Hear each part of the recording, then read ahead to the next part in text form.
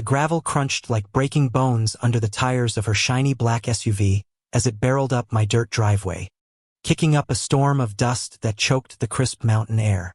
I was out back, sweat dripping down my neck from chopping firewood, the sharp tang of pine sap filling my lungs, when I heard the horn blare 3 short, impatient blasts that shattered the peaceful hum of bees and the distant call of a hawk. Wiping my brow with a calloused hand, I trudged around the side of my weathered cabin, axe still gripped tight, only to see her, a woman in a crisp white blouse and khaki pants, stepping out like she owned the place, her sunglasses perched on her nose like a crown. "This land is mine," she snarled without so much as a hello, thrusting a sheaf of papers at me like a weapon. "Your little off-grid fantasy ends today. It's part of my HOA expansion plan, and you're squatting on it illegally." My heart slammed against my ribs, a hot rush of anger flooding my veins. I'd poured my soul into this ranch, 5 years of backbreaking labor turning 40 acres of wild Montana wilderness into a self-sustaining haven. Solar panels glinting in the sun, rainwater collectors whispering with the patter of droplets, chickens clucking softly in their coop. It was my escape from the city's suffocating grip, after losing my wife to cancer and my job to corporate greed. And now this, some entitled HOA busybody named Karen. Yeah, that was her actual name. Scrawled in bold letters on the documents claiming my deed was invalid because her neighborhood association had annexed the surrounding lands. Bullshit. I snatched the papers, my fingers trembling, the ink blurring through a haze of fury. "Lady, you've got the wrong guy," I growled, my voice low and steady despite the storm brewing inside. "This is my property.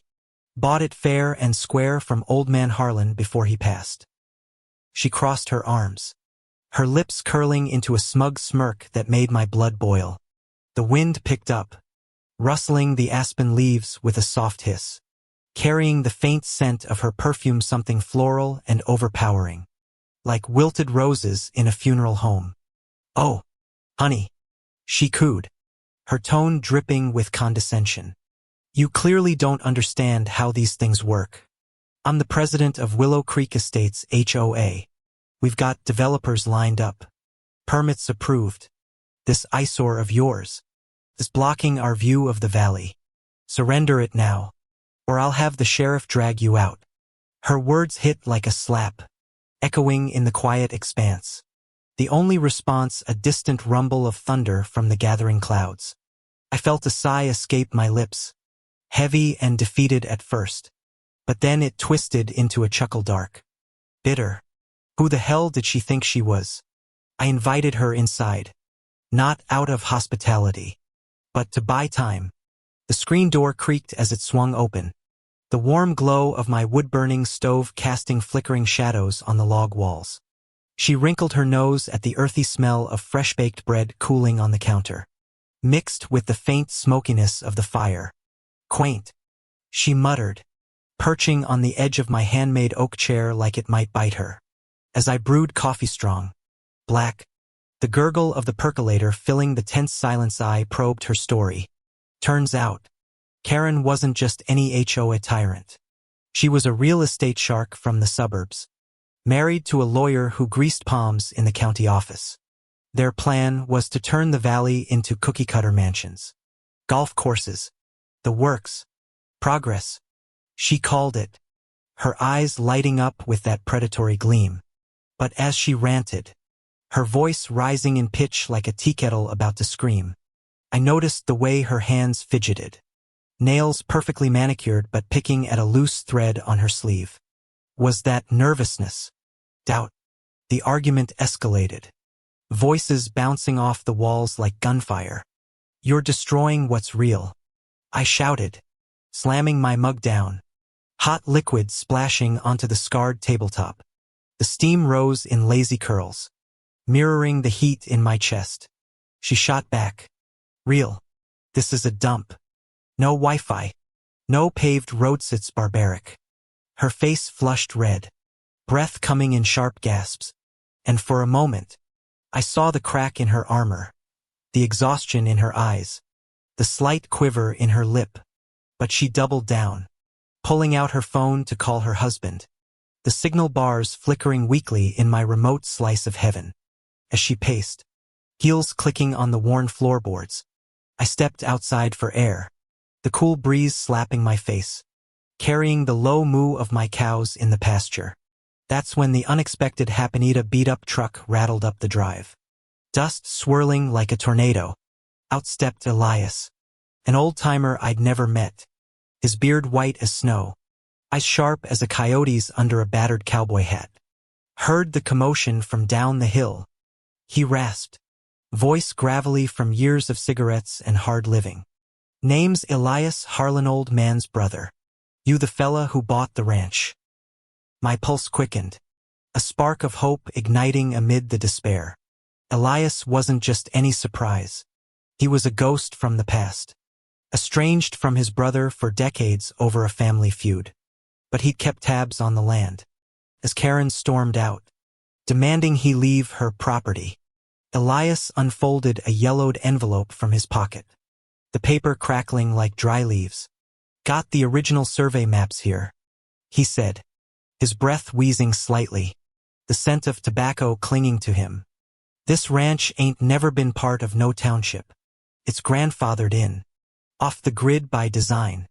Karen's face drained of color, her smugness evaporating like morning mist. She snatched the maps, eyes darting over the faded lines. But Elias held firm, his gnarled hand steady. You and your HOA cronies been fudging boundaries. Missy, I seen the records bribes to the assessor. Fake annexations. My brothers will specifies this land stays free. The revelation hit like a thunderclap, the air thickening with tension as rain began to patter on the tin roof, a rhythmic drumbeat underscoring the drama. Karen's composure shattered. She stammered, This is forgery. I'll sue.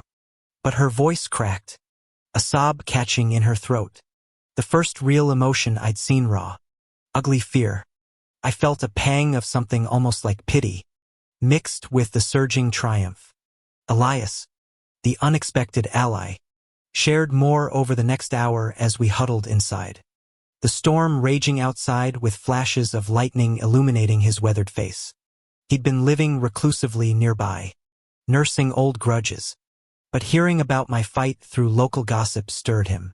Family land, he muttered, sighing deeply, the weight of years in that exhale. Can't let vultures pick it clean. His stories wove in, adding layers tales of his brother's dreams for the ranch, the betrayal that drove them apart, the quiet redemption in protecting it now.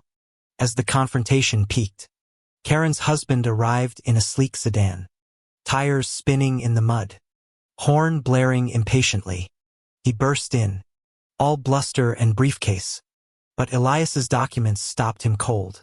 The room filled with heated exchanges, voices overlapping like a cacophony, accusations flying, papers rustling, the crackle of the fire punctuating each barb.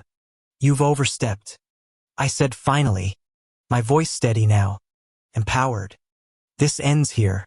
Karen's eyes welled up, mascara streaking down her cheeks in black rivulets, her breaths coming in ragged hitches. She lunged for the maps, but Elias yanked them back, his laugh a dry cackle that echoed through the cabin. The husband dragged her out, muttering about damage control, the door slamming with a finality that vibrated the windows. In the aftermath, as the rain eased to a drizzle, the fresh scent of wet earth washing away the tension, I stood on the porch with Elias. He clapped my shoulder, the touch rough but reassuring. Keep it wild, son, he said, before driving off into the twilight, taillights fading like dying embers. But Karen's downfall wasn't over. Word spread like wildfire through the valley. Elias tipped off the local paper, and soon investigations uncovered her schemes, embezzled HOA funds, coerced signatures, even environmental violations in her developments. Her empire crumbled. Lawsuits piled up. Her marriage fractured under the strain. Last I heard, she was selling off assets to pay fines. reduced to a shadow in some bland apartment, far from the power she craved. Standing there, watching the sun break through the clouds, painting the ranch in golden hues, I breathed deep the clean, invigorating air filling my lungs. The chickens clucked contentedly, the wind whispering through the pines like a promise. Justice wasn't just served, it was reclaimed. In a world of takers, holding on to what's yours, fighting with heart and unexpected allies. That's the real power. It inspires you to stand tall, to protect the wild spaces in your soul. Because sometimes, the underdog's bite is the fiercest of all.